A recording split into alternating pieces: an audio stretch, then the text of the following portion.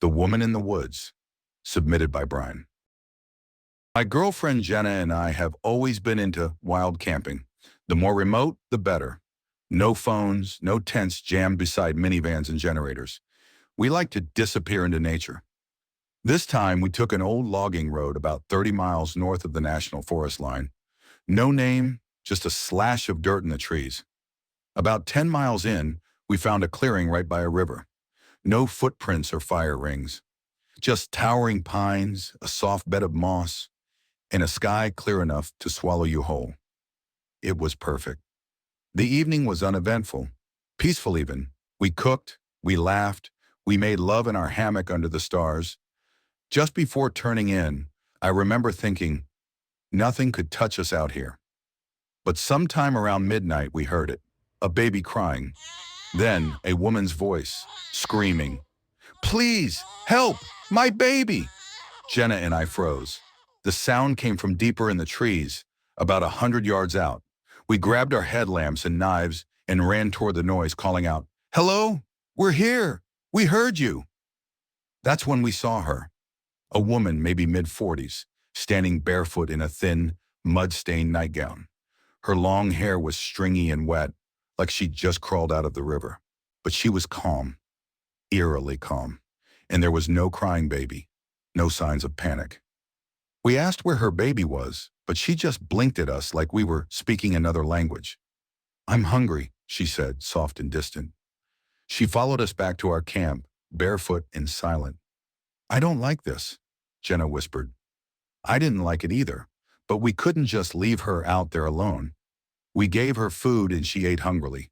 She kept looking over her shoulder but didn't talk. Then for the first time she spoke. "I have some tea. Could I please use some of your hot water?" she asked softly. She made her tea and poured it into one of our mugs. Just before she took a sip, she said, "Please, have some if you'd like. It settles the nerves. It's the least I can do for your kindness." Neither of us wanted it, but politely agreed to a cup, out of pity for her. She appeared to have been through some sort of trauma. We all three raised our mugs and drank. It was bitter tasting, almost metallic. Jenna and I did our best to finish it. That's the last thing either of us remembers. We woke up at dawn, tied together by thick cord around the base of a tree. Our hands were lashed behind us, mouths dry, heads pounding. Our tent, gear, backpacks, shoes, cell phones, even the car, gone. We were naked from the waist up, covered in dirt and pine needles. My lower back was on fire and Jenna was shaking. I was dizzy and nauseous. We immediately assumed we'd been drugged. There are no words to express the overwhelming fear and panic we felt in that moment. It was surreal. Once we got our bearings and fully comprehended our situation, we worked frantically to untie each other. Once we finally managed to get ourselves free, after hours of struggling, we started running. It was over 10 miles before we hit a ranger's trail. That's where we lost time again. We were told later that they found us dehydrated and half delirious on that trail. We were taken to a small hospital nearby. That's when things got even worse. The doctor taking care of us looked disturbed as he came to our bedsides. He told us that we both had surgical-level skin removal from the smalls of our backs, clean even, strips of skin missing, maybe 2 inches wide, 4 inches long. Jenna had 4 clumps of hair missing. I had 3. Our hair wasn't ripped out, it was cut, like someone had taken a razor to our scalps. The police and the doctors that were working with us were all in shock. They said they had never seen or heard of anything like this before. The level of terror was now at its peak. What the hell happened to us? Authorities searched the area for days, but there was no trace of her, no footprints, gear, no tire marks. It was like she had vanished. They said there were no known camps nearby, no missing persons reports, nothing. They never found our car either. Our wounds healed, though we'll have those horrifying scars on our backs for life. I don't think we'll ever know what happened to us that night. I'm not sure if we'll ever fully recover from it. Jenna still wakes up screaming sometimes. She swears she sees her, that woman watching from the corner of our bedroom. She hasn't been the same since. Terror in Blackwood Forest. You know those stories that keep you awake at night? The ones that make you question every little sound you hear? Well, I'm about to tell you one that's absolutely true. It happened to my cousin Sarah's friend group just last summer, and to this day, they refuse to speak about it. Four teenagers, Jake, Sarah, Mike, and Lisa, decided to go camping in the Blackwood Forest. They were all experienced campers, had their gear ready, and picked a spot deep in the woods where they could stargaze and tell ghost stories. The irony of what happened next still haunts me. It started around sunset. They had just finished setting up their tents and were roasting marshmallows when the first growl echoed through the trees. At first, they laughed it off, probably just a fox or something, right? But then came another sound, closer this time. It wasn't like any animal they'd ever heard before.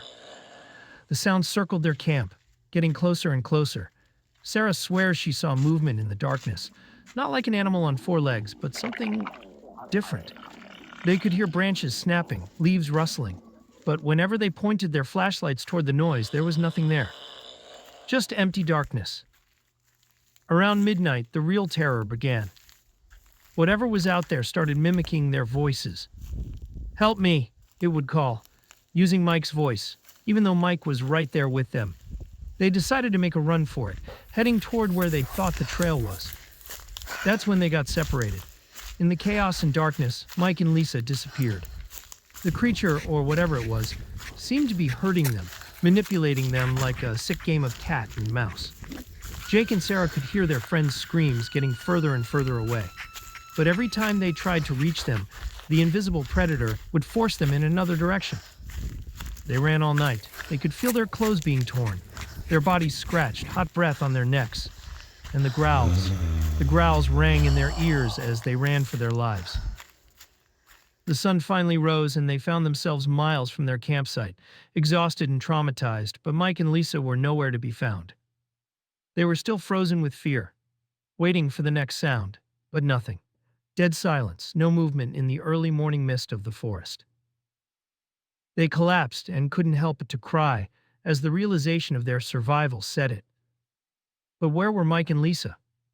Search and rescue teams combed the forest for 3 days before they found them, huddled in a cave, severely dehydrated but alive. The strange thing is they were found in the opposite direction from where their screams had been heard that night. To this day, none of them will go camping again. They won't even talk about what happened. Their families say they still wake up screaming, covered in cold sweats. Mike won't sleep without lights on, and Sarah can't stand being alone in the dark. Jake and Lisa were in counseling for a while, but it didn't help. The authorities never found any evidence of what chased them that night. No footprints, no fur, no markings, nothing. But something was out there in those woods. Something that enjoyed toying with them, hunting them, terrorizing them. You know what's really scary? That forest is still open for camping, and whatever was out there that night, it's probably still there, waiting for its next game of chase. Just remember, next time you're in the woods and hear something unusual, it might not be what you think it is, and it might already be too late to run. The Man in the Latch Tent, submitted by Rob of Clyde Park. This is why I don't camp anymore. No joke, no punchline, just trauma. 3 years ago, my best friend Caleb and I went camping in Montana, in the Lewis and Clark National Forest. We were doing a 4-day backpacking trip, off-grid, no GPS, just topographic maps, compasses, and our usual gear. We hiked about 9 miles in before setting up camp. It was remote. No one for miles, no cell service. Just pine trees, dirt trails, and total silence. We were seasoned campers and had done this dozens of times before. But something about this trip felt off almost immediately. The first night we heard crunching around our camp just after midnight. Heavy, slow footsteps. Not an animal. Too deliberate. Caleb thought it was a bear, but I grew up around black bears. This sounded bipedal. We flashed our lights and yelled. Nothing. The footsteps stopped. Next morning, we found footprints circling the tent. Big ones, boots. We shook it off, made coffee, and kept going. We assumed maybe another hiker had stumbled into our area. Unlikely, but not impossible. That night it happened again. We were both asleep when I woke up to the distinct sound of a latch slowly opening. It wasn't our tent. The sound was off in the distance. We bolted up, adrenaline surging, knives in hand. Caleb whispered, "Did you hear that?" Then we saw it. Across the clearing, about 30 feet away, there was another tent. We hadn't seen it the night before. It wasn't there when we set up. It looked old, weathered, military green with a Velcro latch instead of a zipper. No light inside, no movement. It was just there. We approached cautiously, calling out, "Hey, you okay? Anybody there?" Nothing. We stood 5 feet from it, no sound. Then Caleb reached out and knocked on the canvas. And from inside we heard, "Come in. I want to show you something." We ran, left everything but our knives and headlamps, and sprinted into the woods. We camped under a rock outcropping that night, too terrified to sleep. At first light, we went back. The tent was gone. Not packed, not folded, just gone. But where it had been in the pine needles was a trail of blood, dried, leading about 15 feet before just stopping. No drag marks, no prints, just a blood trail that ended mid-forest. Our gear was untouched, but inside Caleb's backpack was something we didn't put there. A Polaroid photo. It showed both of us sleeping in our tent, from above. You could see the tops of our heads, the tent flap half zipped, taken from no more than 3 feet away. We both threw up, packed in total silence. We hiked all 9 miles back that day, didn't stop once. We didn't speak about it for over a year. Caleb had become withdrawn, and I barely ever saw him anymore. Then within a week of finally opening up about that night, Caleb was gone. No note, no warning. Nothing. He just disappeared. His mom came to see me about a month later. She said that he couldn't take it anymore and handed me a box. She said it was things he kept from our trips. Inside was the photo. And something else, a piece of canvas, faded military green. Smelled like copper and mildew. Still had a latch attached to it. I was stunned, shook. Where did this come from? How did he end up with it? He never said anything about it. I burned it that night. I don't know who or what was in that tent that night. I'll never know now that Caleb is gone. But whatever it was, it took everything from me, including my best friend. Secret Book Club.